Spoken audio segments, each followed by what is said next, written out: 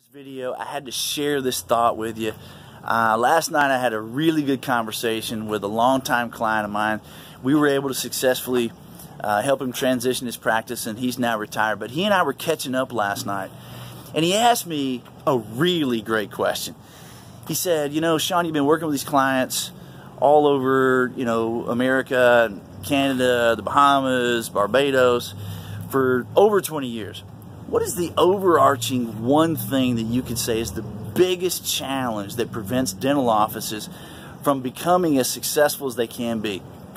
And then he started listing some things. You know, is it their lack of new patients? Is it a lack of a systematic approach when it comes to reinstatement? Is it perhaps a lack of implementation or understanding when it comes to treatment acceptance and creating value? And of course, all of those things are challenges, but they're not the root. I would submit that those are byproducts of what the real root is. And what's the root? Well, the root is the same thing that all of us as entrepreneurs face on a daily basis, and that's the human element. You know, what is it that's holding me back from implementing those things? And what we've learned is that it boils down to, what is your viewpoint? And these are deep-rooted kinds of things. I mean, all of us have grown up with different experiences and different education, different references and different backgrounds and different upbringing.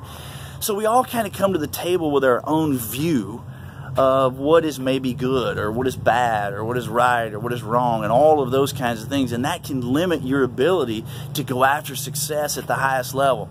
And I'll give you a perfect example. I mean, I am the perfect example. I was brought up, you know, I love people. I've always loved people. I want everybody around me to be as successful as they possibly can be. My daughter now shares that. You know, it's like in our DNA. And so I was brought up with this viewpoint that, hey, as long as as long as you're nice to people and as long as they understand that you're trying to help them, hey, that'll come back to you. That's the way that was my viewpoint. Well, my first professional sales job right out of college, I have to be honest with you, I sucked at big time. Initially, I sucked at it big time because this is the viewpoint that I brought to the table. And everything that I was learning in terms of training for sales and so forth, it just all felt bad. It just felt risky. It felt like it went against my own particular view, and so I didn't go after it. I just stayed with what I thought felt comfortable to me and what would work in my mind, which is what I said. If you're nice to people, hey, it'll come back to you. If you serve them like you expect to be served, it'll come back to you. Now, of course, I know that that's not true now, but I had to go through the hard knocks of basically starving to death for a little while before I got that through my head. There really is a systematic approach, and it really is about value. It's about finding out what's most important to people. I don't want this conversation to be about sales as much as I want it to be about the issue, which is your viewpoint may be holding you back. So then you go, okay, Sean, well, what do you do to overcome it? That's a great question, too. I think the answer is, here's what you do. And we all struggle with this. Here's what I did, okay? You got to ask yourself, is it possible that the way I'm looking at this is just my particular view based on my upbringing and my knowledge and my et cetera and my references, my education, all those sorts of things? If it's possible that that's just my view and somebody else has an equal view, then does that mean that they're bad? I mean, is it possible that they've got a different set of references that prove to them that it's just as true than when I think it's false and vice versa?